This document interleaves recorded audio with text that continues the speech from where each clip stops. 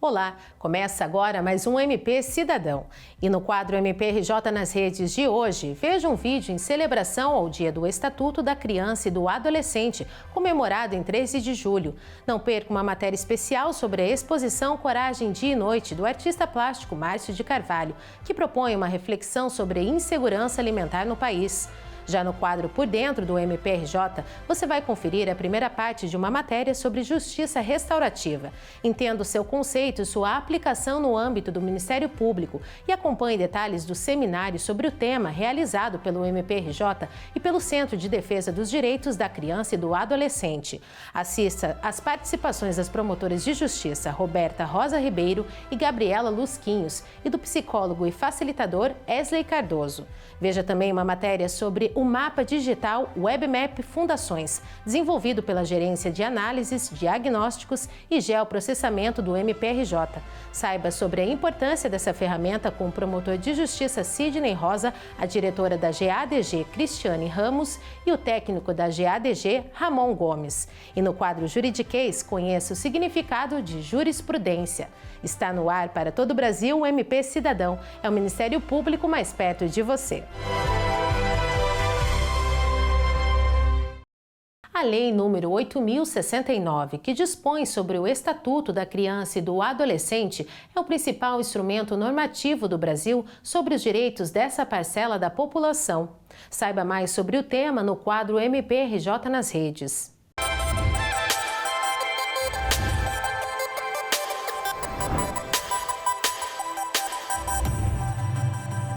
Em comemoração ao Dia do Estatuto da Criança e do Adolescente, celebrado em 13 de julho, o MPRJ divulgou em suas redes sociais um vídeo com o promotor de justiça Rodrigo Medina sobre a origem do Estatuto e a sua importância para a proteção dos direitos infanto-juvenis. Acompanhe.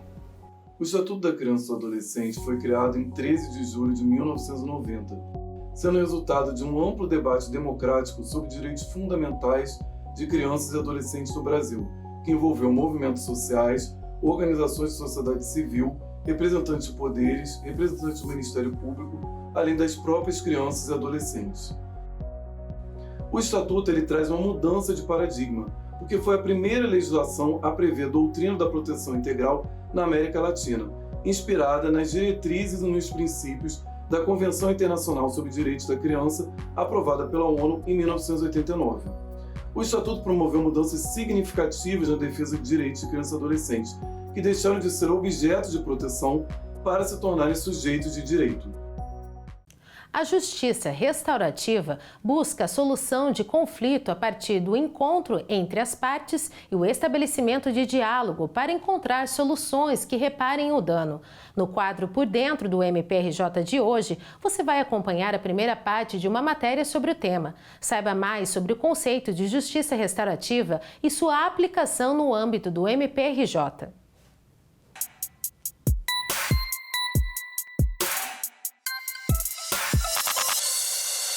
O MPRJ, por meio da Coordenadoria de Mediação, Métodos Autocompositivos e Sistema Restaurativo, o SEMEAR, realizou, em junho, o primeiro Seminário de Justiça Restaurativa, compartilhando práticas entre aprendizados e caminhos para a transformação da convivência. Em parceria com o Centro de Defesa dos Direitos da Criança e do Adolescente, SEDECA-RJ, o evento buscou apresentar e debater algumas experiências do MPRJ, do SEDECA e do DEGASE com práticas restaurativas. Coordenadora do SEMEAR, a promotora de justiça Roberta Rosa Ribeiro explicou ao MP Cidadão o conceito de justiça restaurativa e como ele vem sendo aplicado pelo MPRJ. A SEMEAR, no Ministério Público do Rio, ele tem um nome, a Coordenadoria de Mediação, Métodos Autocompositivos e Sistema Restaurativo. Então, uma das práticas que a gente propõe é a prática restaurativa, né? E a gente às vezes vai falar prática, às vezes vai falar justiça, porque a justiça é esse grande guarda-chuva e a prática é aquela, a prática, né? É a ação, é como que a gente vai verificar na vida, né, a utilização dessa metodologia, dessa proposta que é a justiça restaurativa. A CMA desenvolve diversas atividades utilizando-se de práticas restaurativas.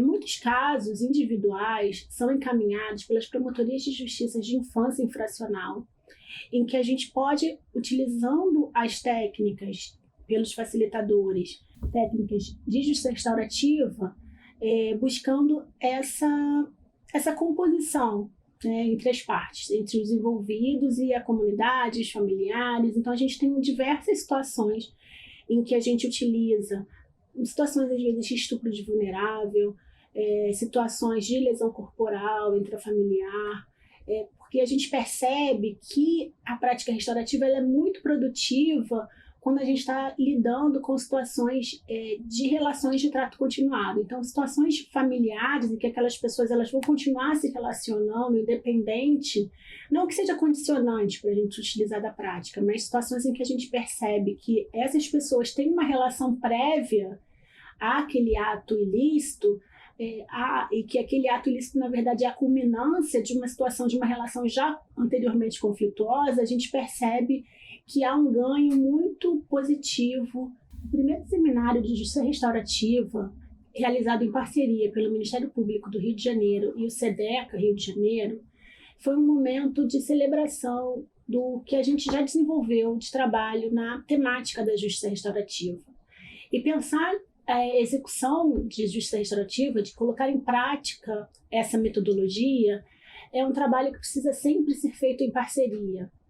A gente não tem a pretensão de ter o protagonismo da defesa e da construção dessa metodologia. A justiça restaurativa ela é uma prática que tem como condição o desenvolvimento e o reconhecimento de um trabalho que seja interdisciplinaral, né? Um trabalho que seja feito de forma coletiva. Além de Roberta, a promotora de justiça Gabriela Lusquinhos, da 2ª Promotoria de Justiça da Infância e da Juventude Infracional da Capital, e o psicólogo e facilitador Esley Cardoso detalharam a história e o funcionamento da parceria entre o CMEAR MPRJ e o Núcleo Central de Justiça Restaurativa, NCJR, do Degase, para atendimento aos jovens que estão privados de liberdade.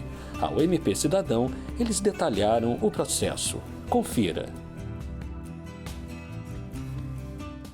Bem, um processo desse, ele é desenvolvido por um facilitador. O que é um facilitador, então? Um facilitador é uma pessoa que é treinada, que entende as metodologias que operacionalizam a justiça restaurativa e, a partir disso, ele vai ali ajudar, guardar aquele procedimento para que ele aconteça. Esse facilitador, ele entende a metodologia e ele vai, na realidade, conseguir ajudar aquelas pessoas, a partir da metodologia, a olharem para aquilo que causou um dano. Tem 2 pontos aí que são importantes, eu acho que é legal a gente considerar, né? Bem, a gente só consegue fazer um processo restaurativo quando a pessoa que provocou um dano se responsabiliza por isso. Então esse é um aspecto fundamental, porque não tem como eu ajudar uma pessoa que não se responsabiliza por ter causado um dano de pensar sobre, porque é um processo totalmente reflexivo. A gente pensa também no que diz respeito a uma reparação. O que é uma reparação, né? Aquela pessoa que sofreu um dano, ela teve algumas necessidades que não foram atendidas naquele contexto. E pensar em reparação é pensar em como é que essa pessoa que causou um dano, ela pode, o que ela pode fazer a fim de, vou falar assim, amenizar aquela dor e trazer àquela pessoa algum tipo de conforto. Então, basicamente é isso. É um processo em que eu vou ajudar as partes a poder pensar. Vou trabalhar com elas necessidades e sentimentos e coisas que são, posso falar assim, mais delicadas ou duras, ajudá-las a entrar em contato com isso e, a partir disso, construir um caminho diferente. Diversas são as possibilidades de aplicação da justiça restaurativa para os adolescentes em conflito com a lei. A partir da prática do ato infracional, em que o conflito é instalado, existe uma possibilidade, uma oportunidade, que se inicia com o oitivo informal. A oitiva informal é uma prerrogativa do Ministério Público, do promotor de justiça, e é também um direito do adolescente. E nessa oportunidade que está prevista no Estatuto da Criança e do Adolescente, o promotor ele tem, nesse primeiro momento, a possibilidade de conhecer um pouco da história do adolescente, conhecer a motivação da prática desse ato infracional e, então, encaminhar para a justiça restaurativa, para a CMA. Quando esse adolescente que praticou esse ato infracional está inserido numa unidade socioeducativa de internação provisória, ou seja, durante o processo ele permanece com a sua liberdade restrita, existe a possibilidade de se iniciar uma parceria especificamente para aquele caso com o núcleo de JR do DEGASE. E não perca a continuação dessa matéria no programa da semana que vem. Agora nós vamos para um rápido intervalo. No próximo bloco você vai conhecer o mapa das fundações de direito privado no Rio de Janeiro, desenvolvido pela GADG do MPRJ. Não saia daí, o MP Cidadão volta já.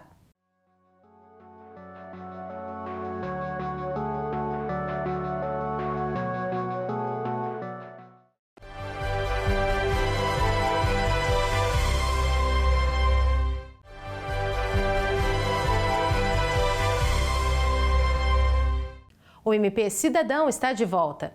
E agora você vai ficar por dentro da ferramenta do MPRJ WebMap Fundações, que permite o mapeamento das fundações de direito privado da capital e do interior do Rio de Janeiro, sob a atribuição das promotorias de justiça de fundações. Confira.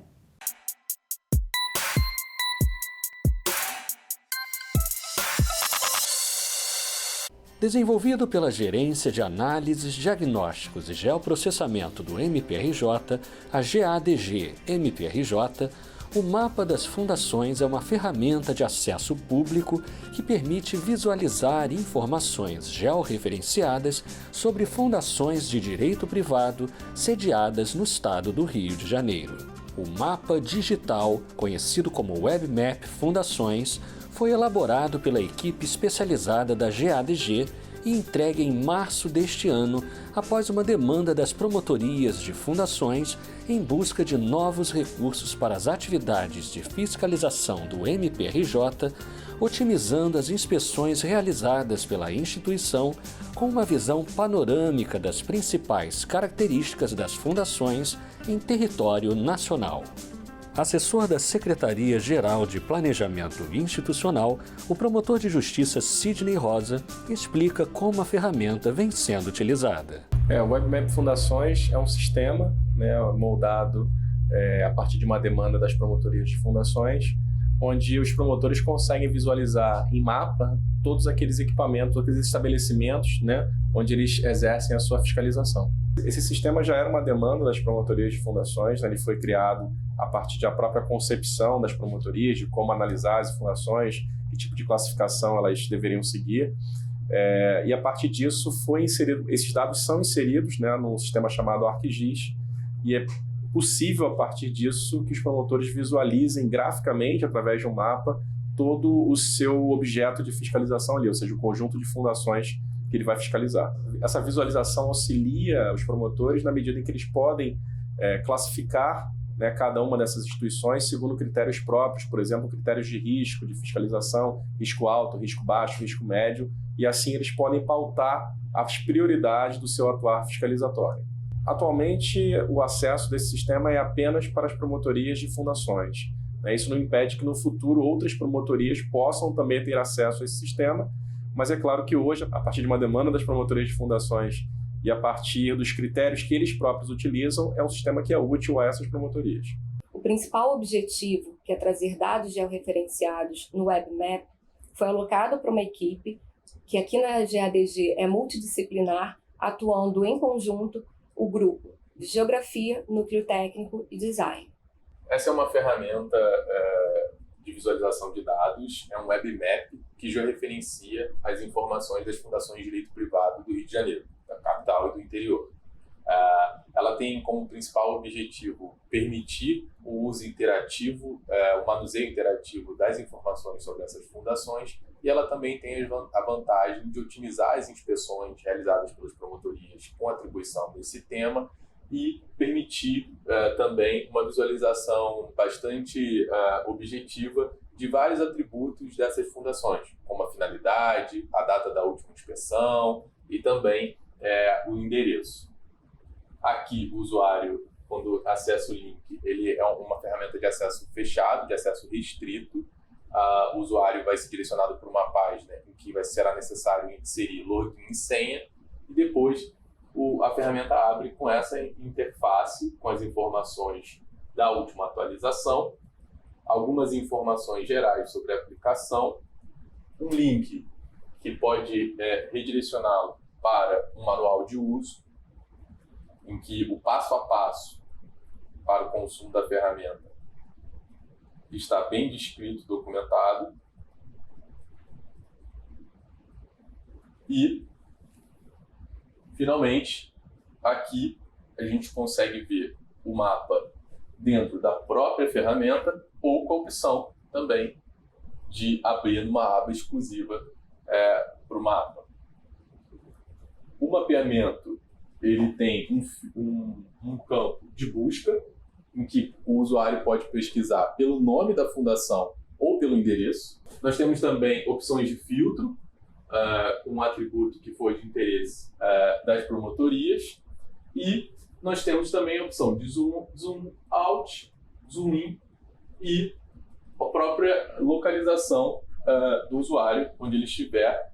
Para um promotor que estiver, por exemplo, em campo fazendo inspeções, ele possa calcular o destino entre as fundações. Essa é uma ferramenta que ela é flexível, então ela está aberta a novas inserções de dados, a novos campos.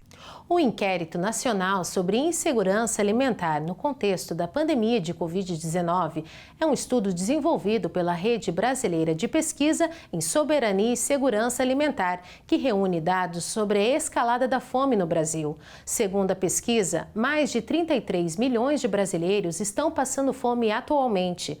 E para propor uma reflexão sobre esses números alarmantes, o MPRJ está exibindo a exposição Coragem Dia e Noite. A situação da fome no país, agravada pela pandemia, foi o mote do artista plástico Márcio de Carvalho para a exposição Coragem Dia e Noite, em cartaz no Corredor Cultural, no subsolo da sede do Ministério Público do Estado do Rio de Janeiro, até o dia 3 de agosto.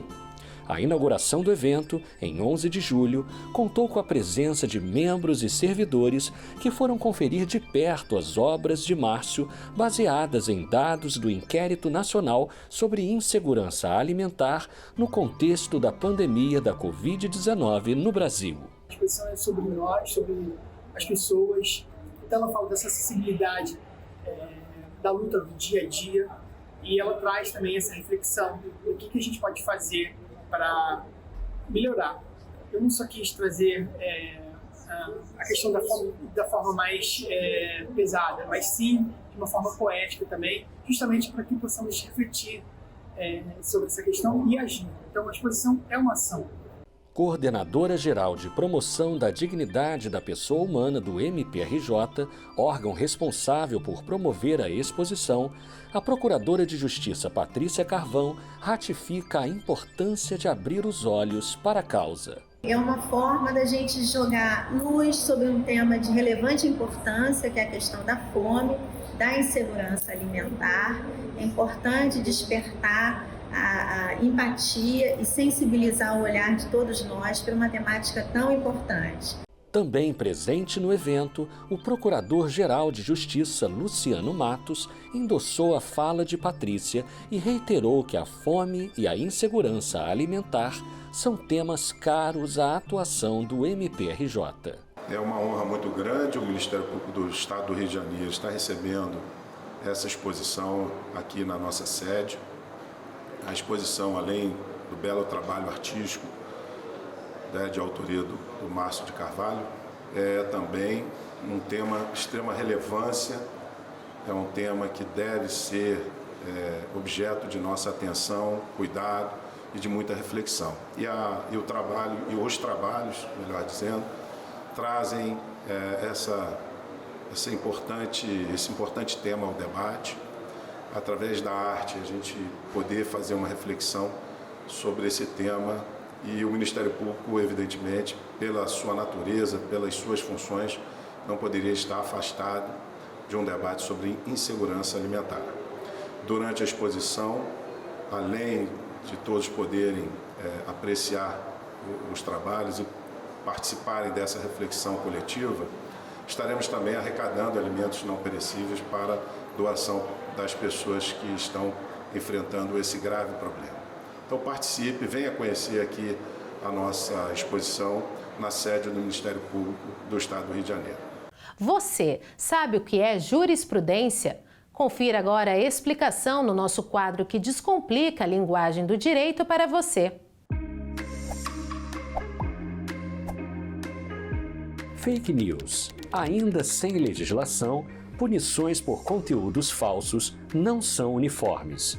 Tema é uma das preocupações das eleições de outubro. Tribunais ainda não têm uma jurisprudência consolidada. Fonte Carta Capital, 4 de abril de 2022. Jurisprudência. Você sabe o que significa? Jurisprudência é o conjunto de decisões judiciais sobre um determinado assunto ou a coleção de decisões de um tribunal. Conheça as expressões usadas no meio jurídico.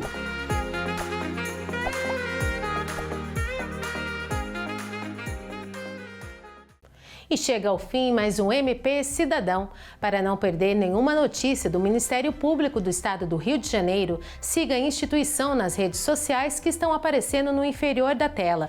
E não deixe de acessar o portal do MPRJ. Nos envie suas dúvidas, críticas ou sugestões. E escute o podcast do MP Cidadão nas principais plataformas de áudio. Nos vemos na semana que vem. Uma ótima noite e até mais!